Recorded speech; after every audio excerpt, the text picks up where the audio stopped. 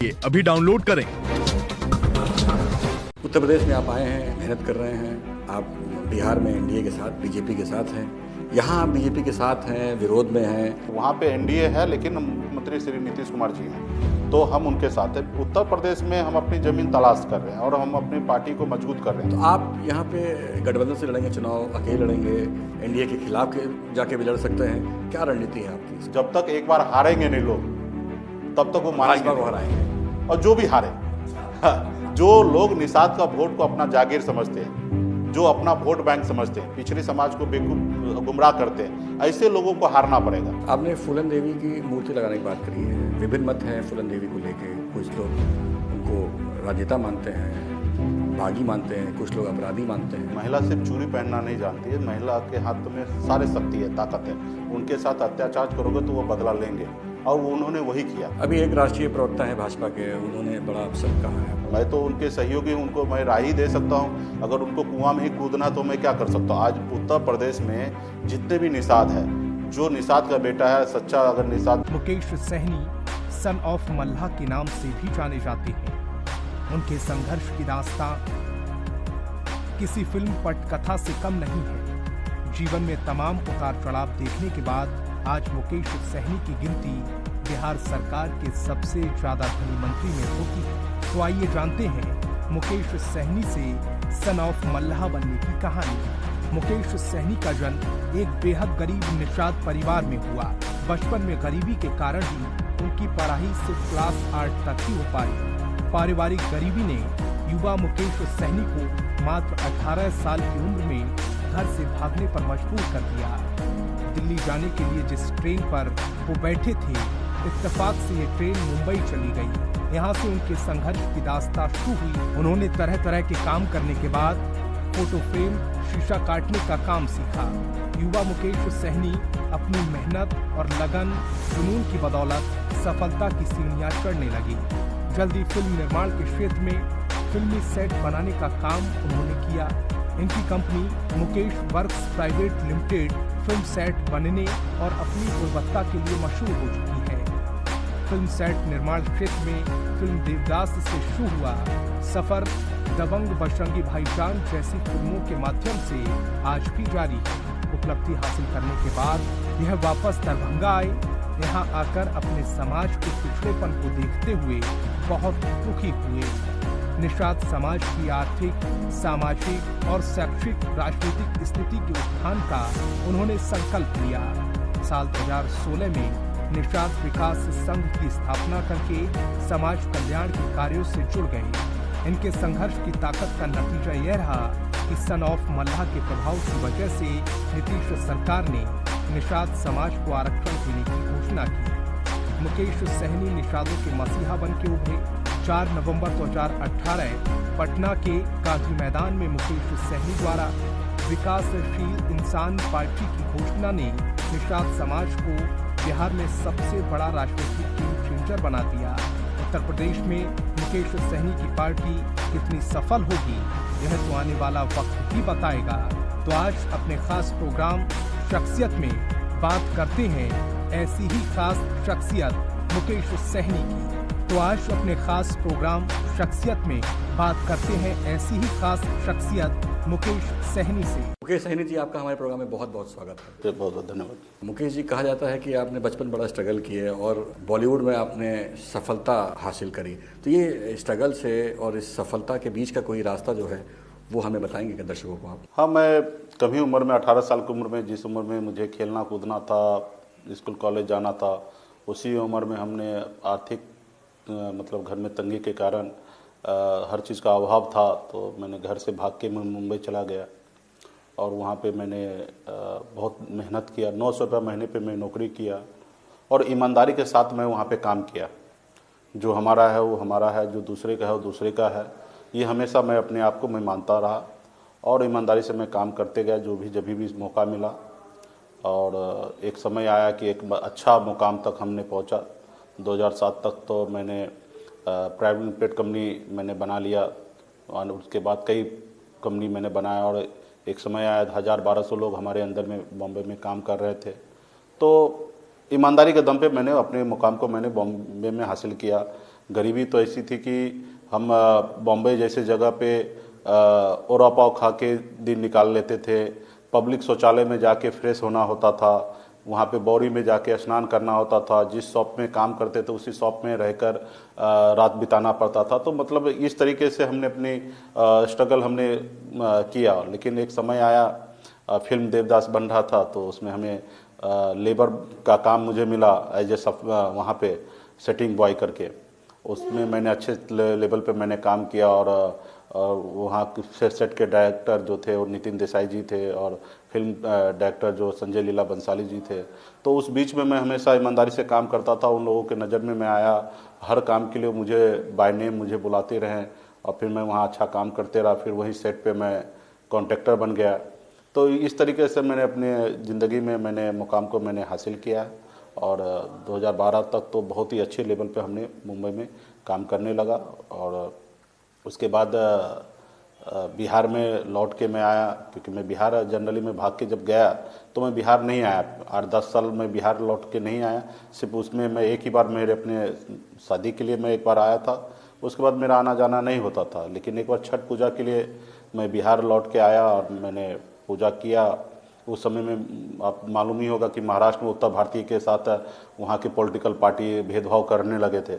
तो उस समय में मुझे लगा कि अपने गांव में जाके पूजा करना चाहिए और फिर मैं पूजा गांव में किया और मुझे काफ़ी अच्छा लगा। क्योंकि मैं बॉम्बे में हम लोग ज़िंदगी जब अच्छे मुकाम पे आप पहुंच जाते तो वहाँ पे ज़िंदगी जीते नहीं हैं, वो मशीन बन जाता है इंसान।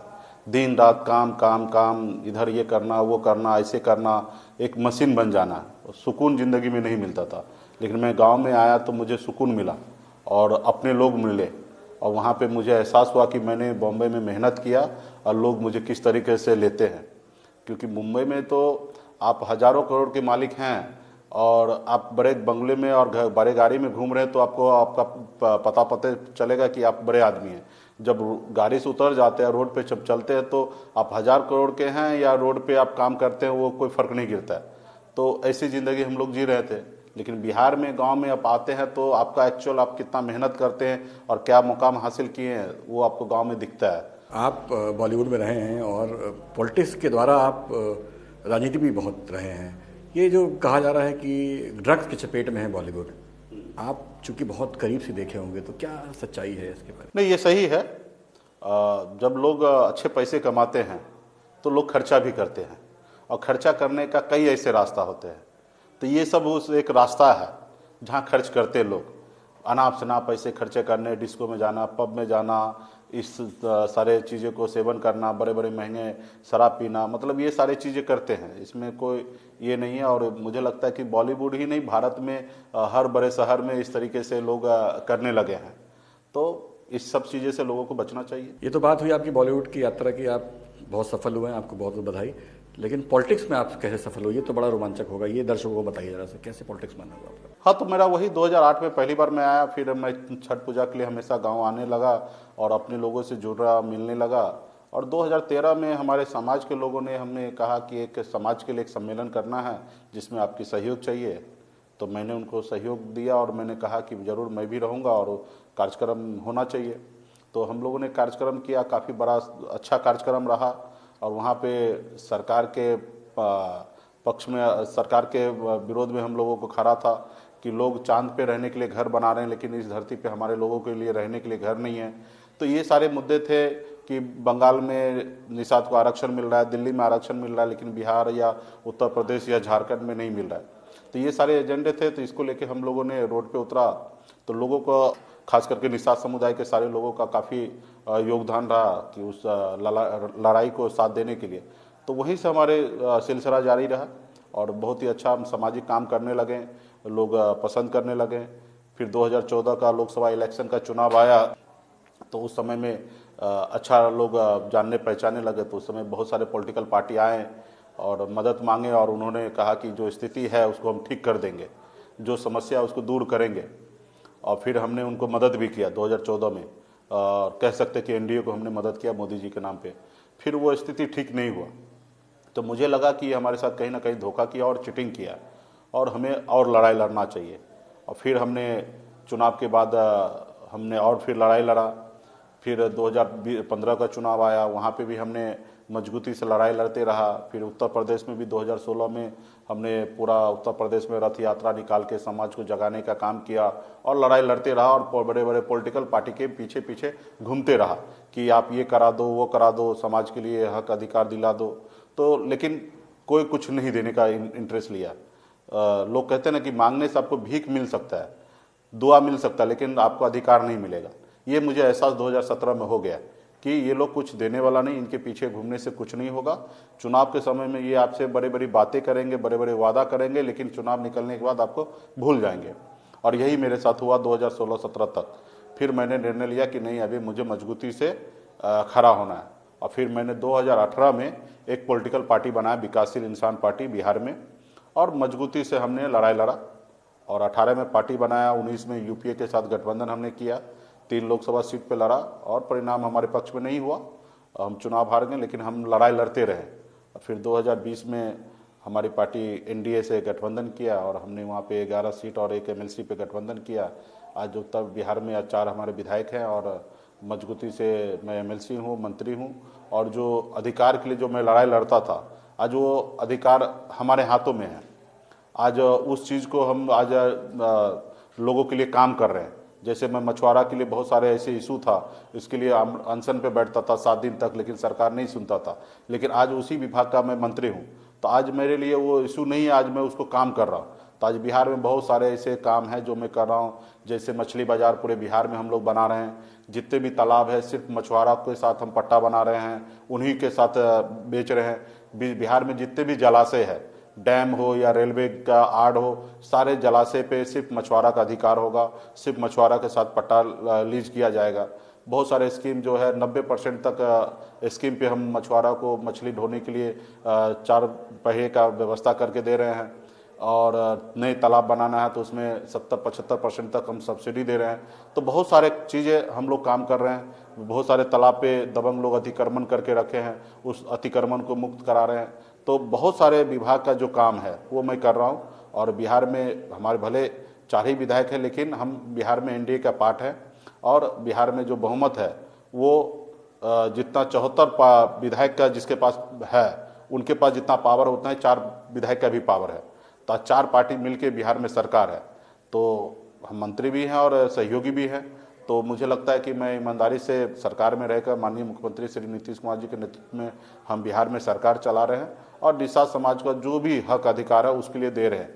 एक ही लड़ाई हमारा जो है निषाद को आरक्षण दिलाना। तो हमने बिहार से कैबिनेट पास करके दिल्ली तक हमने भेजा है।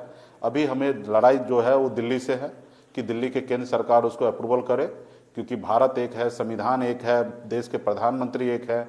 तो बंगाल में हो या दिल्ली में आरक्षण मिल रहा तो यूपी, बिहार, झारखंड में क्यों नहीं। तो इसकी लड़ाई लड़ रहे हैं और इसी के लिए हम उत्तर प्रदेश आए हैं कि अभी मुझे पता है कि हमें दिल्ली पहुंचना है। जब तक दिल्ली नहीं पहुंचेंगे तब तक हमारे समाज को आरक्षण लागू नहीं होगा।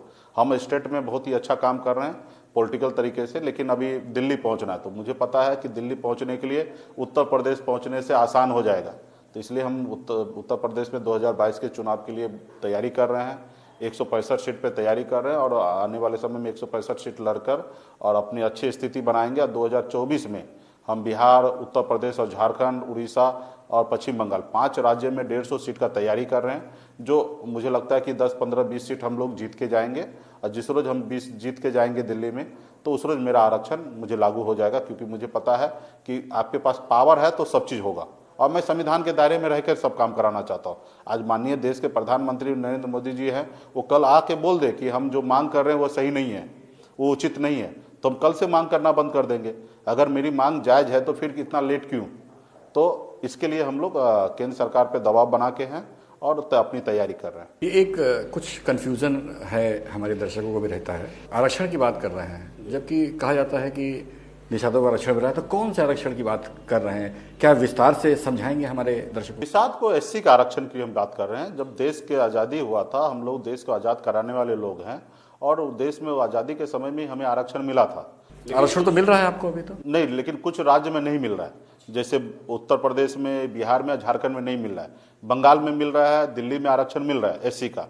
अच्छा, आप चाहते हैं कि पिछड़ी ग्रेड से हमें एससी में शिफ्ट कर दिया जाए? पिछड़ी में से हमें एससी में रखा जाए, क्योंकि हमारे एससी में ऑलरेडी है। मंडल कमीशन जब भी लागू हुआ उस समय में भी उसमें सीधा उल्लेख है कि निषाद समाज को एससी में रखा जाए। तो हमारी लड़ाई है कि एससी में रखा जाए और ना ही कि पिछड़ी में। पिछड़ी में जो हमें आरक्षण मिल रहा है उसमें उसका लाभ हमें जो मिलना चाहिए वो हमें नहीं मिल रहा, क्योंकि उसमें बहुत सारे सबल लोग हैं जो जिनको हमारा अधिकार वो ले रहे हैं। तो हमें हमारा अधिकार है कि एससी में हमें आरक्षण मिले।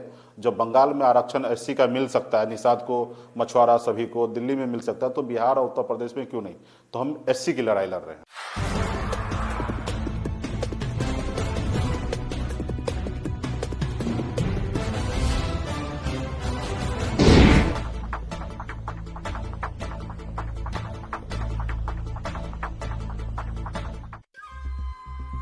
सुपुत्र मेडिटेशन गुरु बेहद नेक और पिताश्री थोड़े रंगीले, थोड़े दिलफेक। फूलन देवी को मानते हैं, वो सब आज की तारीख में भाजपा को विरोध करने के लिए रोड पे उतर चुका है। देखिए शख्सियत में मैनेजिंग एडिटर अनुराग श्रीवास्तव के साथ बिहार सरकार के पशुधन मत्स्य संसाधन मंत्री मुकेश सहनी का शानदार इंटरव्यू आज शाम 7 बजे और रात 11 बजे सिर्फ जनतंत्र टीवी पर।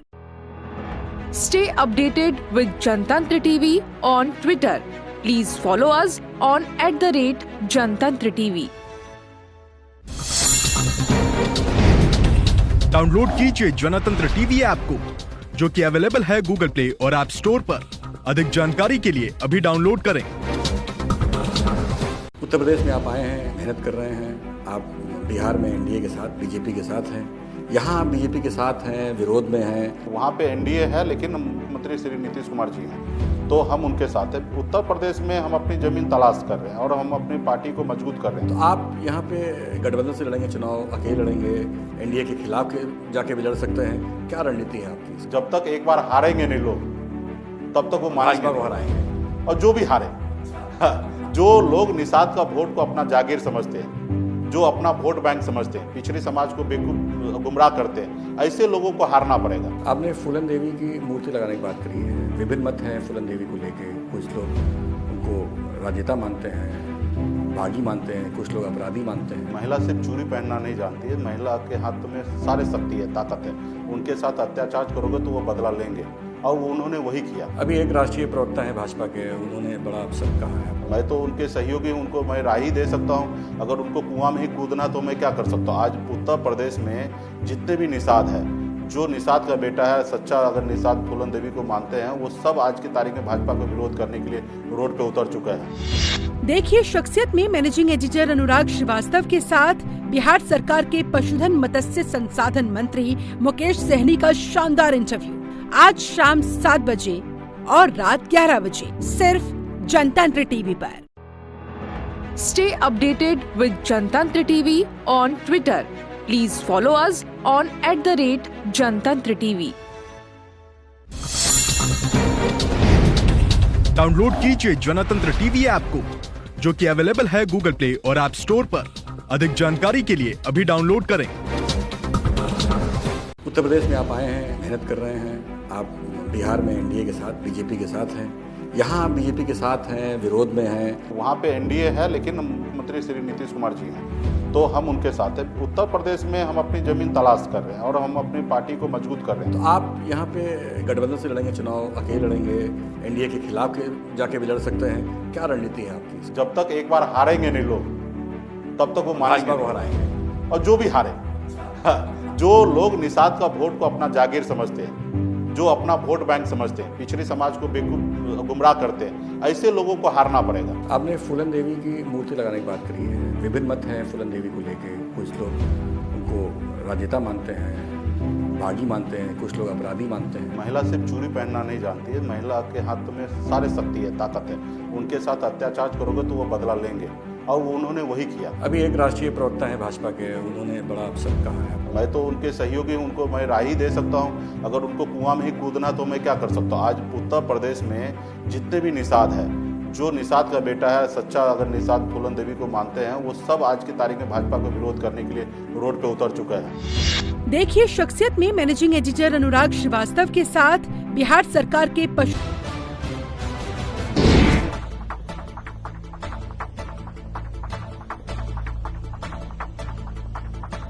उत्तर प्रदेश में आप आए हैं, आप मेहनत कर रहे हैं, आप बिहार में एनडीए के साथ, बीजेपी के साथ हैं, यहाँ आप बीजेपी के साथ हैं, विरोध में हैं, बहुत कन्फ्यूज़न नहीं है? नहीं, ये स्पष्ट है कि बिहार में हम एनडीए के साथ हैं और एनडीए मतलब नीतीश कुमार जी।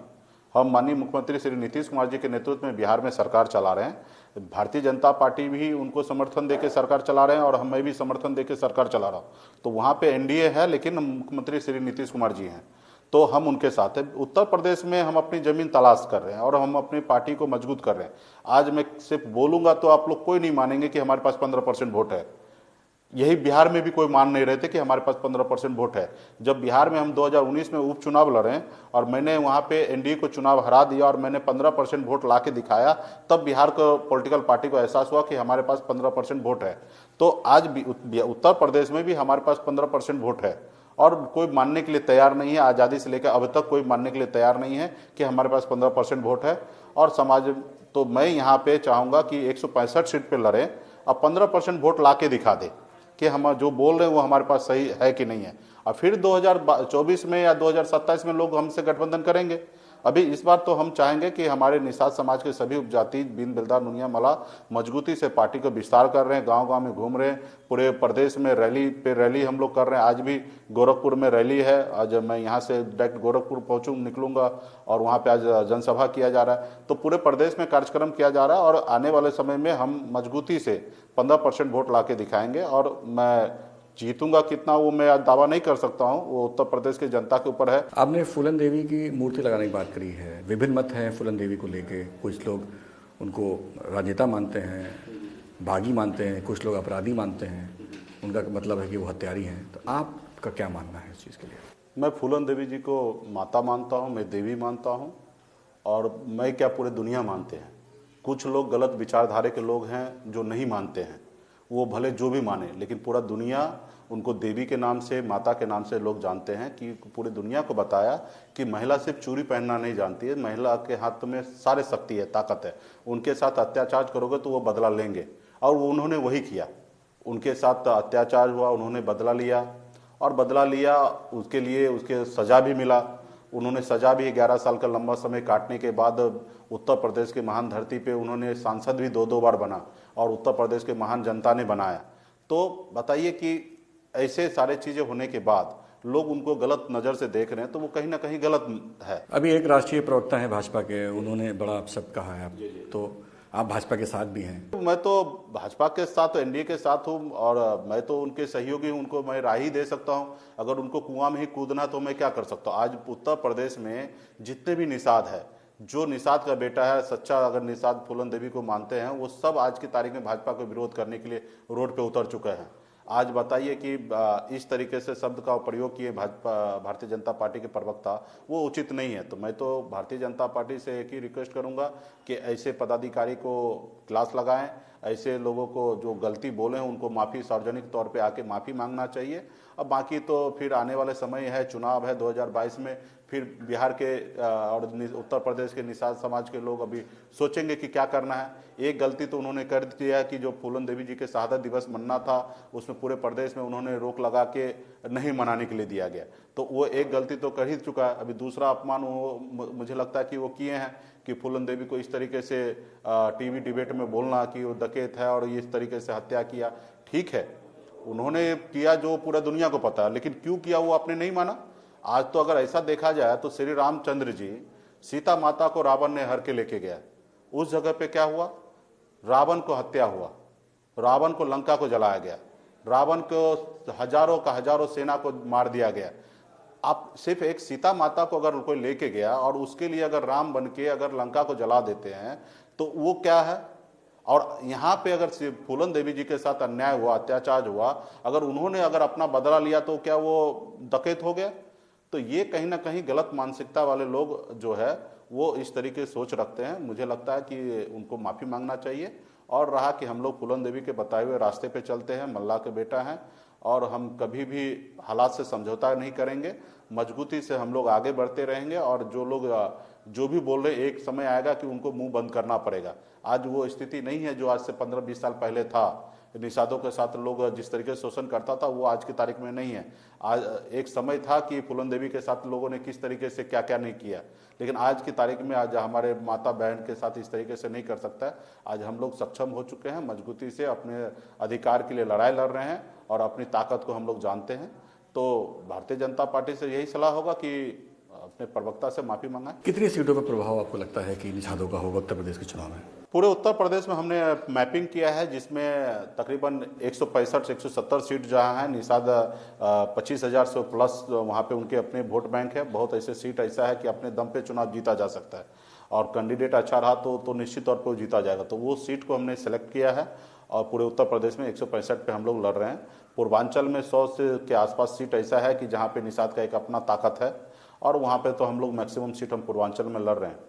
तो हमें समय आएगा तो पता चलेगा कि हम कितना जीतेंगे, लेकिन हमारी स्थिति बहुत ही अच्छा होगा और हम 165 पे चुनाव लड़ेंगे। भाजपा को आप बहुत कायदे देख रहे हैं, उत्तर प्रदेश की राजनीति कर रहे हैं, तो भारतीय जनता पार्टी में और बताया जाता है कि 14 हो, 17 हो, 19 हो, बैकवर्ड पॉलिटिक्स करके जीता गया है। तो आज की स्थिति में भाजपा और बैकवर्ड को कैसे जोड़ते हैं आप? आज की स्थिति में देखिए, बैकवर्ड पे ने तो भरोसा किया ही, माननीय देश के प्रधानमंत्री नरेंद्र मोदी जी पे भरोसा किया, ये अच्छे दिन लाएंगे, इसके उम्मीद से 2014 में पूरे लोगों ने जोश खरोश में उनको सहयोग किया और देश में प्रधानमंत्री बनाए नरेंद्र मोदी जी को। 2017 में भी माननीय प्रधानमंत्री जी को भी माने और उत्तर प्रदेश में नारा दिया गया कि बैकवर्ड का बेटा राज्य का मुख्यमंत्री होगा, जैसे केशव प्रसाद जी हैं, ऐसे लोगों को आगे लाया गया और लोगों ने उस पर बड़ी उम्मीद करके फिर से 2017 में सरकार बनाए। लेकिन सरकार बनने के बाद आपने सब उत्तर प्रदेश को भी पता है और आप सबको भी पता है कि किस तरीके से खास करके बैकवर्ड समाज के नेता के साथ किस तरीके से टारगेट किया जा रहा है, किस तरीके से उसको अपमान किया जाता है। जैसे फूलन देवी जी के बारे में टिप्पणी करना, या केशव प्रसाद मौर्य जी ही हैं, आज उनको डिप्टी सीएम बनाए हैं, लेकिन बताइए कि उनका क्या चल रहा है, कैसे चल रहा है, ये पूरे प्रदेश को पता है। तो वोट आज हमसे ले लीजिएगा, चाहे समय आएगा तो हमको गुमराह कर दीजिएगा, लेकिन जब अधिकार देने की बात होगा तो वहाँ पे आप हमें भूल जाइएगा।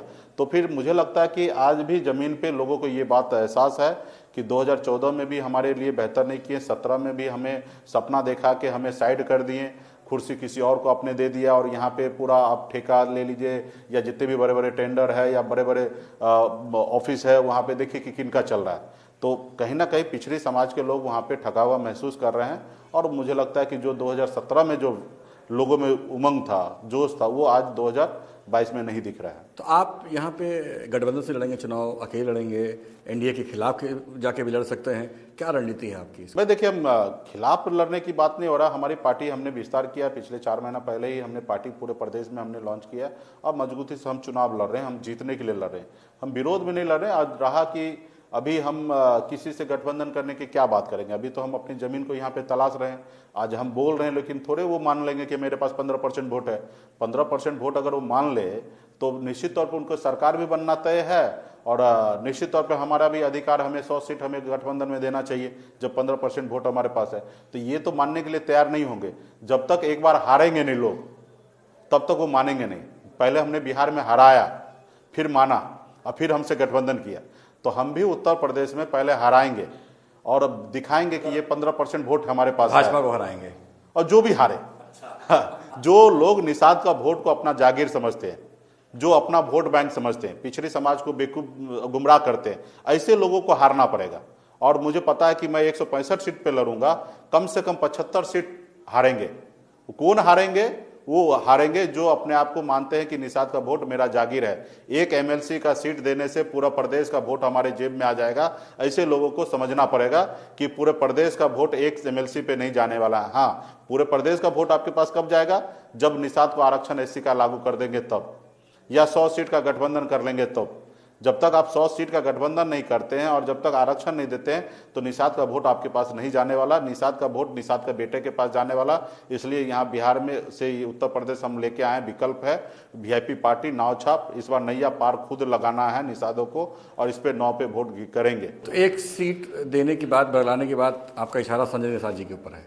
हाँ, कि आज देखिए कि डॉक्टर साहब ने उत्तर प्रदेश में सामाजिक को आंदोलन करके और एक अच्छा पहचान उत्तर प्रदेश में बनाए और यहाँ पे एक बड़े बड़े पॉलिटिकल पार्टी को झुकाना चाहिए था और अपनी बात को मनाना चाहिए कि निषाद को आरक्षण लागू कराना चाहिए था।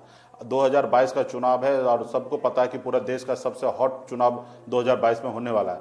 तो यहाँ पे तो उनको निषाद को आरक्षण दिलाना चाहिए, ना ही कि एक एमएलसी पे आपको गठबंधन मतलब उनके सामने झुक जाना चाहिए। इससे पहले भी एक टिकट पे आपने बेटा को सांसद बना दिया, सपा के सामने झुक गए।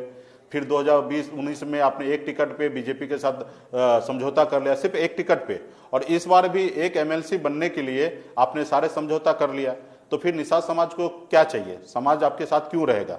तो समाज अभी किसी के साथ नहीं रहेगा। समाज के साथ ईमानदारी से जो लोग काम करेंगे उन्हीं के साथ समाज रहने वाला है। समाजवादी पार्टी से भी गठबंधन की बात चल रही है क्या, कि समाजवादी पार्टी भी छोटे छोटे दलों को जोड़ रही है, तो उनके ये बैकवर्ड प्लान को लेके क्या कहेंगे आप? नहीं, बहुत ही अच्छा कर रहे हैं, और जितने भी छोटे दल हैं उसको छोटा ना बोले, वो भी आपको जीत में बड़ा योगदान होगा। वो सब आपके सहयोगी बन रहे हैं। तो खैर, जो भी कर रहे हैं अच्छा कर रहे हैं, और इसी तरीके से सामाजिक न्याय को मजबूत करें और सभी को जोड़ के आगे बढ़ें, यही मेरा उनके साथ शुभकामना है। कि और रहा फिलहाल मेरी ऐसी कोई बात नहीं चल रही है, और मैं ज़्यादा इंटरेस्ट भी नहीं हूँ। मैं तो अकेले चुनाव लड़ने का मन बना लिया हूँ कि 165 सीट पर लड़ेंगे। पहले हम दिखाएंगे कि हमारे पास कितना वोट बैंक है। 2-4 टिकट पे, 5 टिकट पे हमें समझौता करना नहीं है। मजबूती से हम लोग 2-4 जीत भी जाएंगे तो हम क्या कर लेंगे। तो इसलिए मजबूती से हम लोग हमारे जो वोट बैंक है उसको हम लोग आने वाले समय में दिखाएंगे कि हमारे पास इतना वोट है। तो फिर 2024 में और या 27 में सोचा जाएगा। अभी फिलहाल तो हम अकेले अपने दम पे चुनाव लड़ेंगे। तो आप जो लड़ेंगे, आपको कितना प्रतिशत वोट की उम्मीद है कि उत्तर प्रदेश से आपको मिलेगा? मेरा मिनिमम हम 15% से ऊपर वोट लाएंगे। 165 सीट पर लड़ेंगे, 15% से ऊपर वोट हमारा मिनिमम आएंगे, और उसमें कई सीट ऐसा होगा कि हम चुनाव जीतेंगे भी। जो लोग सोचेंगे कि हम 2-5 सीट दे के हम गठबंधन करें, उससे ज़्यादा सीट हम जीत के आएंगे। आप चुनाव समय है, आप बहुत व्यस्त हैं। एक आखिरी सवाल कि बिहार में आप मत्स्य ही विभाग देखते हैं, उत्तर प्रदेश के मत्स्य विभाग में वहाँ के विभाग में क्या अंतर है? अगर यहाँ आपकी सरकार बनती है, पावर में आते हैं, तो यहाँ क्या विशेष करेंगे आप? जिस हम बिहार में जैसे योजना चला रहे हैं वो योजना पूरा हम उत्तर प्रदेश में चलाएंगे। ये सरकार में हम आते हैं, पावर में आते हैं, तो निश्चित तौर पे बिहार के ही मॉडल को हम लोग उत्तर प्रदेश में लाएंगे। और उत्तर प्रदेश में बहुत ही गलत तरीके से सरकार है, जो खास करके मछुआरा को हित नहीं देखकर यहाँ पे उनके साथ अन्याय कर रहे हैं। तो मैं सरकार से, योगी जी से भी आग्रह करूंगा कि आप बिहार में अपने टीम को भेजिए, वहाँ पे स्टडी कराइए कि हम लोग जो काम कर रहे हैं वो अच्छा है या गलत कर रहे हैं। और अगर अच्छा कर रहे हैं तो मुझे लगता है कि आपको उत्तर प्रदेश में भी निषाद के साथ आपको न्याय करना चाहिए। आज बिहार, उत्तर प्रदेश में जितने भी तालाब है, बड़े बड़े पैसे वाले और बड़े बड़े ठेकेदार को दिया जाता है और डाक करके दिया जाता है, बोली लगाया जा रहा है। अब बता लीजिए कि मछुआरा जो पैसे वाला होंगे वही बोली पे जीतेंगे और वही लेंगे, तो मछुआरा का अधिकार तो चला गया। तो कहीं ना कहीं हम लोग बिहार में जो है सिर्फ निषाद को ही सरकारी रेट पे, पहले से निर्धारित है सरकारी रेट, 1 एकड़ का तालाब 500 रुपया में सालाना हम सरकारी रेट पे निर्धारित है, वही रेट पे हम मछुआरा को देते, सिर्फ मछुआरा को देते। तो वो सब पॉलिसी उत्तर प्रदेश में भी बनाना चाहिए। और अभी फिलहाल तो उत्तर प्रदेश में हम जो देख रहे हैं कि आदमी से ज़्यादा उन पशु पे ध्यान रखें। मत्स्य एवं पशुपालन विभाग है, हम देख रहे हैं कि 900 रुपया महीना एक पशु को खाने के लिए पैसा दे रहे हैं, लेकिन वही जगह पे 900 रुपया एक इंसान को खाने के लिए पैसा नहीं दे रहे सरकार। तो ये सरकार को सोचना है कि आपको पशु को 900 रुपया महीना देना है, आप दीजिए। आज उत्तर प्रदेश में अगर एक पशु पे सरकार 900 रुपया खर्चा कर रहा है, तो मैं कोई 1% भी टिप्पणी नहीं करूंगा कि क्यों कर रहे हैं। 900 नहीं, 1800 रुपया खर्चा कीजिए, लेकिन 900 रुपया खर्चा तो निषाद के ऊपर भी कीजिए। निषाद के लिए भी इस तरीके से योजना बनाइए कि उनके भी घर में 900 रुपया महीना पहुंचे। तो मुझे लगता है कि सरकार का पॉलिसी सही नहीं है, सरकार इस पे ध्यान दे। और मैं कुछ ड्राफ्ट बनाया हूं, मैं जो राज्य सरकार को मैं भेज रहा हूं कि इस तरीके से काम किया जाए। और आने वाले समय में मेरा एजेंडा भी होगा पार्टी का कि हमारी सरकार बनेगा तो बिहार जो हम लोग काम कर रहे हैं मुख्यमंत्री जी के नेतृत्व में, वो ये मॉडल उत्तर प्रदेश में भी लागू करेंगे। तो ये थे मुकेश सहनी जी, जिनका कहना है कि जैसा काम उन्होंने बिहार में किया है, अगर उत्तर प्रदेश जनता उनको मौका देगी तो वैसा ही काम करेंगे। ये तो वक्त बताएगा कि इनको उत्तर प्रदेश क्या जिम्मेदारी देता है। मिलते हैं अगले प्रोग्राम में किसी और शख्स के साथ, तब तक के लिए जय हिंद।